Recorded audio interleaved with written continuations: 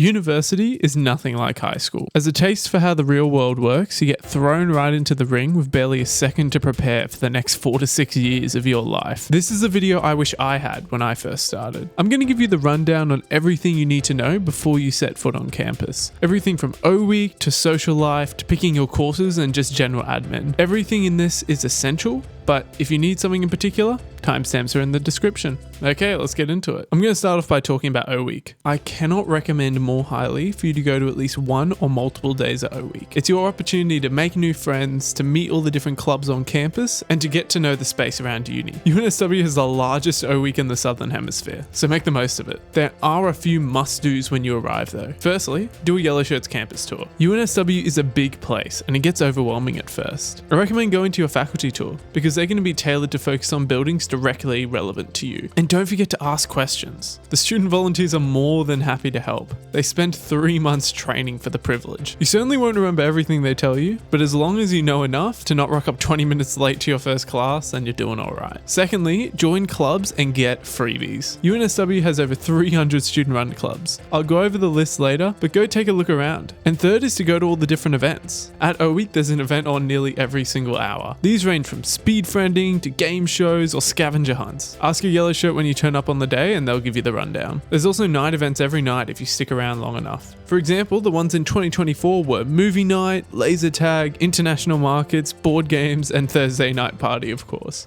Moving on, even if you didn't go to O Week, there are still plenty of opportunities to meet people on campus. Of course, the obvious way is to meet people in class. And while I know many people who met people like that, I personally struggled to meet anyone in class. I found that most people just turn up to their lectures or tutorials and then immediately go back home. Unless I'd met them previously in like a society event, I really didn't talk to many people in class. So go for it if you want to, but I'm going to talk about the other way that people meet people on campus, and that's through societies. While I did make a video shitting on UNSW societies recently, it was out of love, and I genuinely think they bring a lot of value to the students on campus. So let me break down for all of you how UNSW societies work. Firstly, all social life at uni is run by UNSW.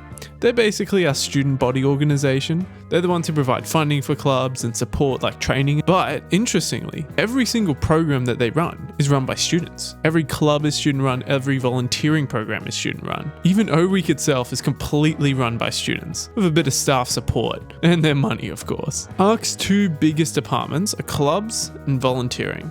Let's go through clubs first. Firstly, in terms of jargon, clubs and societies are interchangeable. Honestly, I don't know why people choose one over the other, but just consider them synonyms. So what do clubs do? Well, it depends. Every club exists for a different purpose. Oftentimes though, you'll find them running social events, career events, philanthropy events, that kind of thing. And as I said, there are over 300 clubs at UNSW. So picking which one you should join can become a bit of an intimidating prospect. But let me break it down for you, and it's actually a lot easier than you'd think.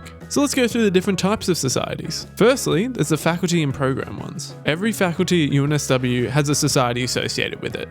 And most programs do too. These are great for meeting different people in your discipline to study with, hang out with, and cry about your next exam with. These societies typically run social events a few times a term, as well as course workshops to help you keep on top of your content. But the one event that they do that I cannot recommend enough is camp. This, in my opinion, is the best way to meet people at UNSW. Daytime activities involve challenges and fun games to get to know your group, and nighttime of course involves plenty of alcohol. But it's also chill if you don't drink. I'll personally never forget my first year camp, and the friends I still have to this day 4 years on from it. As a first year, definitely first check out your faculty and or program society. Secondly, there's hobby societies. This is pretty much anything you want. Like anime? There's a society for that. Skating? There's one for that too. Cars? Hell yeah. Or do you want to learn a new skill? Dancing? Well, there's K-pop sock, Ministry of Dance, and a whole bunch of others too. You can either explore these societies online or waltz around through O Week to try and find the one that might be right for you. I'd recommend trying to join a few based on which ones sound interesting to you, and go to one or two of the events to see the kind of vibe they got going on. And if you enjoy the vibe, then stick around. Thirdly, there's sports societies. I'll be honest though, I am a bit terribly lazy, so I have never joined one of these before. but from what I hear about they're great. You can try it for a team or just do casual sport with randos, so if that's your thing, check it out. And fourthly, there's the political, cultural, and religious societies. These help you find similar people on campus, with events directed to you specifically. But also, uni societies are pretty open to anyone joining. I joined the ASEAN Society in my first year, and I am clearly not Southeast Asian, but I had the opportunity to host a panel for this huge conference they were running. It was definitely an experience that I never would have been able to have anywhere else. Now that you know the different types of clubs, it's essential that you know the difference between being a general member of a society and an internal member. You can join clubs and go to events and have a great time, but the real value of joining societies at UNSW occurs when you actually join the internal team. This is where you sign up to help them assist in making all of their events. Then you get access to internal events like road trips, team bondings, dinners, and stuff like that. And you'll also get to make your mark on how the society operates. You can learn more about how society structures work later, but what you need to know for now is that you need to join as subcom. That's essentially the first position that any first year would join. It's short for subcommittee, and depending on what portfolio you join, you could be involved in organizing events, setting up philanthropy initiatives, making marketing materials, or making videos, or anything else the society has a portfolio for. Make sure to get on top of it early though, because each society's recruitment usually runs between week 3 and 6, so if you don't get in early, then you're going to miss out for the whole year. A tip is to apply for a few that you're interested in, as there are often a lot of applicants and they just can't accept everyone. Check out the art clubs list online or head to OWeek to get even more info on all these different clubs. Now, secondly, let's talk about volunteering. ARC has a huge array of volunteering opportunities. I'm going to try and speedrun these in 90 seconds, and if you have any interest in them, check them out online. Wellness Warriors runs events every day of the week, giving out free food and supportive messages to UNSW students. Runs a week-long mini festival every term, week 8. Volunteers United, group of students who go together to community-based volunteering events like soup kitchens and aged care visits. Yellow Shirts organizes OWeek, everything including clubs, comedy nights, tours, and activities like speedfriending. The summer-long training period is a much-loved experience that gives a lot back to volunteers. Street Team runs events weekly on UNSW Campus for students to promote ARC events. Blitz, UNSW's vibe-based student media publication. Make creative articles or videos to post, or host dating shows. I've written a few articles myself. Gamma Mari, UNSW's media publication, which is a bit more serious. Comes out as a printed magazine at the end of every term. Unsweetened, UNSW literary journal for the poets and aspiring writers. Bikeology, fix people's bikes. Food Hub, give out free food to those in need. Shack Tutoring, provide tutoring for socioeconomically disadvantaged kids. Phil, help raise money for Sydney's Children's Hospital. Big highlight is a 24-hour funathon in T3 every year. Sign up as a group to do crazy challenges to fundraise for charity. I've done this twice, including winning top team, so big flex. Did have to shave my eyebrows for it though. Culture Cafe, weekly events to celebrate different international cultures. ARC goes to take UNSW students to cool things around Sydney like whale watching, bouldering, or wine tasting in Hunter Valley. Stationery reuse, give out free stationery to UNSW students on campus. The Producers, work on UNSW's community garden, planting veggies and composting. E-reuse, learn to recycle old computer parts. As you can see, there's pretty much an opportunity for anyone here. Details on when they take applications can be found out online. But for now, let's move to looking at UNSW's campus, or actually, campuses. UNSW actually has 2 main campuses, the main one being where most students go, and that's the one that's accessible via the Randwick or Kingsford Light Rail. The other one, UNSW Paddington, is designed specifically for art students and is quite close to Oxford Street, so just make sure to double check where your classes are. But as long as you're not an arts or design student and aren't doing an elective with them, you probably will always be at UNSW main campus. What you need to know about the main campus is that it's colloquially referred to in 2 halves, upper and lower, each of which has its own dedicated light rail stop. So make sure you know which side your classes are on, because the walk from one end to the other is 10 minutes. The light rail for the upper campus is T2 Randwick line, and that's the one at UNSW High Street, so use that as a clue. High Street, upper, and the T3 Juniors Kingsford line takes you to lower, at the UNSW Anzac Parade stop. And while I'm on the topic of transport actually, don't forget to get your concession card, because transport ain't cheap. I still spend almost $6 a day for transport to and from UNSW. Head here on My UNSW to get that. Now, when you get to campus, it's ideal not to starve to death. There's 3 main areas to eat at UNSW: upper, quad, and lower. Upper food court is located a short walk from the L2 light rail. In the upper food court, my favorites are salad, kebabs, and sushi. Plus, if you go upstairs to the pavilions, is a legendary pho place. The quad food court is in the centre of uni and has just had a massive refurbishment. Now it spots a Soul Origin, Papa Rich and Nene Chicken. But my favourite has to be lower food court. I've got a spot in my heart for Yalla Eats Lamb Kofta Pita.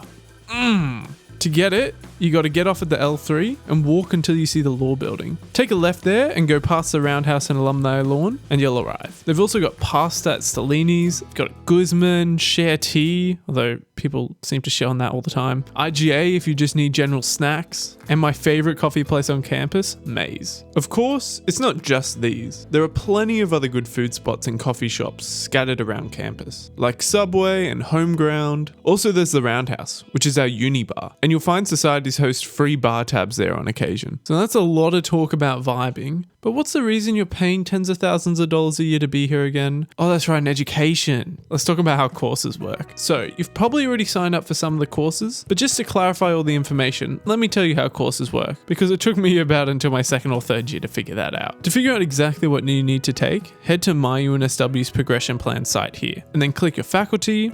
I'll choose engineering here. Now let's find computer science, then go to study plans and click what's relevant for you. This will show you exactly what courses you need to take to graduate and the recommended timeline for completing them. There's a few essential pieces of information here. Firstly, you may notice that courses are represented with things like Math 1081. The one in the first position is saying that this is a first year course, but UNSW doesn't actually care when you take a course. They do care about the prerequisites required for each course though. Looking at Comp 2511, it requires both Comp 1531 and Comp 2521, and it won't let you enroll until you've done both, or if you're doing one of them in a previous term. Make sure to take note of this, because this is where people can really screw up their graduation times and end up for uni months longer than they need to be just because of one course. This happens especially as some mandatory courses are only offered in certain terms. Comp Sci is generally fine for this, but in my PPE degree, I had Econ 3106, which was mandatory, but I hadn't started the prereq for it until my last year at uni, and that prereq was in term 1, and the only offering date for Econ 3106 was also term 1. Luckily, I got a substitute course approved, but if I hadn't, I would have been at uni for an extra 4 months just to do one course. Now, let's look at the 3 types of non-prescribed courses. There's free electives, general electives, and computing electives here. An elective is where you can choose from a number of courses to fulfill your degree requirements. Computing electives are obviously those relevant to the computer science major, and the different options can be found here under major on the UNSW course handbook. Then there's free electives. These can be anything you want. So if you wanted to take some extra computer science electives on top of the 6 you already are taking, this is where you can do that. Or you could use it to learn a new language, or learn philosophy, or anything you want really. The difference between these and general electives is that general electives must be outside your faculty. You can't use those to study extra comp sci electives, nor can you even engineering courses. All the potential electives are in the handbook, so take a look. If you have any specific questions for your degree as well, feel free to hit up the nucleus. They're essentially UNSW's student support hub. They're physically located in the main library, but they'll always take questions online. One last thing to note is that you may notice that a lot of these courses say they are 6 UOC. That stands for units of completion. This is UNSW's graduation tracking mechanism. For a 3-year degree, you need 144 UOC. That amounts to 24 courses, 8 per year. Now that you know what you're going to study, what about how you're going to study? Because it is very different from high school. Alright, let's talk about the different classes that you're going to be having at UNSW. The first thing you'll realize is the different types that there are. There are 3 main kinds of classes that you'll come across. Firstly, the lecture. This is straight content delivery. There's usually minimal participation from the audience here. They're often non-mandatory, and you'll find a lot of people end up just watching them online on 2 times speed. Except for law, which for some reason they're mandatory for, and they always have class participation for, which doesn't make any sense, because they're much more like the next one, which is a tutorial. This is where you have a class discussion and do activities based on the week's lectures, readings, and other materials you had to do before the tutorial. So you're always expected to come to tutorials fully prepared. Not that everyone does. Some classes will make these mandatory, where you need to go to at least 80% of the classes in order to finish the course. They're usually a bit nice with this, but I wouldn't push it. They also often have marks for class participation at either 10 or 20% of the term's marks. Although some courses like math have these tutorials as optional. I still would definitely recommend attending these though, because it's very easy to fall behind and not know what the hell's going on if you don't attend these. And thirdly, there's a lab. This is the more practical side of things, where you engage with the theory that you've been learning and actually apply it to a real scenario. Obviously, the kind of lab you do depends on the kind of courses you're doing. A medical lab looks very different to a comp sci lab. Well, now you know what kind of classes you have. What about where these classes actually are? Well, if you're ever trying to figure out where to go on campus, I recommend using UNSW's online map, because sometimes Google Maps can be a bit finicky when it comes to moving around campus. And also, the room names can be really odd. Like, look at this one that's on my timetable for next term. How am I meant to know where that is? One very helpful tip for figuring out where in a building a class is looking at that first letter. If it's a G, that means it's on the ground floor. 1, first level. You also may notice that your timetable is a bit sparse, or at least it's not like high school, where you're just at school every single day, 9 AM till 3 PM grinding away. Uni is still a full-time endeavor, but it is a lot more self-directed than high school. The hand-holding is gone. It's very easy to fall behind if you don't read your content or do your lectures for a week and see the to-do list piling up. Although honestly, it's almost inevitable that you're going to fall behind, especially when you start getting up to week 5 and you have assessments due at the same time you're meant to still be doing readings and attending lectures and tutorials. It's honestly just unrealistic. But the best tip for this is to have your readings done in advance by 1 week every week. This gives you so much breathing room for when assignment and exam season comes up. This is my number one tip. And when I actually started applying it 4 years into my degree, it completely changed how I did my uni work. I went from getting 2 HDs across my entire degree to getting 4 in the space of 2 terms. But what is a HD, you might ask? Well, HDs are one element of how UNSW determines your grades. The grade distribution system can be seen here. So if you were a high achiever in high school, don't be expecting to get above 90 in everything, because that is rare. Getting a HD is an achievement in of itself, although how difficult getting a HD is does depend on the course. For law, for example, there are probably less than 10 people who get a HD for any course, out of over 300 people who had already hyper succeeded in high school. But if you're that kind of person and you really want to achieve something, then the pinnacle for each year is your faculty's dean's list. Getting this award is different for each faculty, so you'll have to research. But for example, for ADA, it's getting an 80 WAM across all of your subjects across the year. Now, what's a WAM? This is what ultimately matters in determining your marks. It stands for weighted average mark. It's just all of the marks you've gotten for all your courses divided by how many courses you've done. The difference between an 84 and an 85 isn't that much in the grand scheme of things, as long as your WAM is good enough. And last thing on courses, if you want to know where all your course info is for the term, that's on your Moodle page. Now, let's cover UNSW's most infamous feature. Trimesters, good or bad? Bad. There's no way around that. Terms used to be 13 weeks long, now they're 10 weeks. Except the amount of content didn't really diminish. It just got squished into an even shorter time period. But you'd think since you moved from 4 down to 3 subjects per term, it would get easier, right? But no. A friend of mine who used to go to UNSW ended up moving to a different uni, one that still kept semesters. And he said it was a million times less stressful there. The issue here is the academic calendar is extremely fast. You start the term and are basically already preparing for your midterms. And we do have a break called Flex Week in the middle of the term after people protested for it back in the day. We didn't even used to get a break. And while other unis get 2 weeks, we still suffer with 1. Well, it's meant to be a break. This really is just the week for you to catch up on all those readings and lectures that you missed because you were cramming so hard to get those assignments done. I'll say it again, you need good time management for university, especially for your finals. To prepare, you only get 1 week, or maybe 2 if you're lucky. It's a stark change from the months you got to study for your HSC. One benefit of this system though, is it does make it easier to take only 2 subjects per term. While they do advertise the system as a way for you to do 3 subjects per term and graduate early, I would not recommend you doing that for the sake of your mental health, because it's going to come at the cost of actually enjoying your time at uni. Actually, doing 2 subjects per term is very common. I only know a few people who graduated on time from university. Everyone seems to get delayed by half a year to a year or more. So don't feel guilty if you need to take a little bit of a lighter load, especially if you're doing work or volunteering on top of uni. Alright, I've pretty much covered everything you need to know, but let me rapid fire you with some quick tips that are definitely worth knowing. First, where to study. Anyone can study in main or law library. Also, you can take any classroom that's free, and the timetable is on the side to see if it's booked. And buildings like business school and the science and engineering building have a lot of tables out. You can chill and study in those spaces there. 2. Exchange. Look at going on exchange at the UNSW website. You can do short courses for around 6 weeks or long-term exchanges for 6 to 12 months. And you don't even have to pay for the courses. Of course, flight and accom aren't cheap, but hey, you gotta take what you can get. But scholarships do exist, particularly if you're going to Asia. The DFAT New Colombo Plan scholarships are very lucrative. But also take a look early, because apps need to be made 1 whole year in advance. So if you want to go halfway through second year, you should probably start looking now. 3. Textbooks. I'm not saying anything, but if you have friends who all need a textbook for a particular class, then maybe look into the online PDF so that you can all individually buy it, of course. Yeah. 4. Jobs. If you're career orientated and have capacity, try and get yourself work in a relevant field to what you're doing, even if it's free volunteer work. For example, if you're a lawyer, there are plenty of paralegal positions, paid or volunteer, that you can sign up for. This is especially important for that industry because, as I say in this video right here, that is oversaturated. And if you're in any of the other degrees that I mentioned there, then definitely take a look at trying to get a job. 5. Changing courses. If you need to change your program, don't feel too bad. It's better than sunk cost fallacying your way into more debt and wasted time.